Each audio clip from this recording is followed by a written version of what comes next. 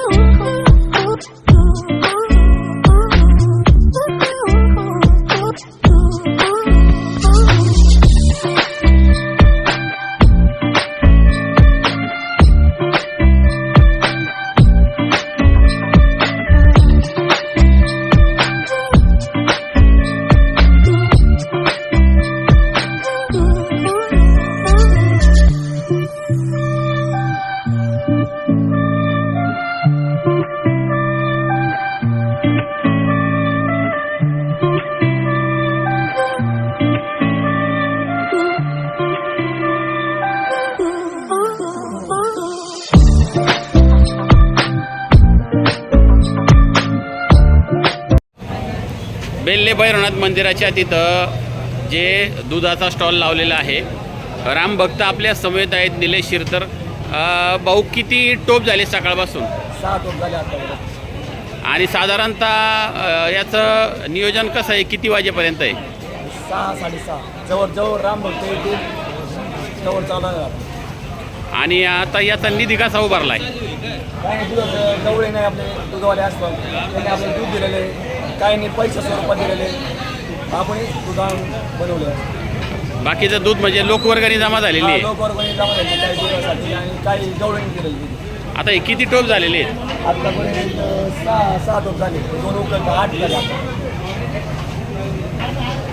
पुढचा काय कार्यक्रम आहे, कसं नियोजन आहे? पुढचा पूर्ण मंदिरात, गावच्या मंदिरामध्ये दीपोत्सव साजरा करणार आहे आपण।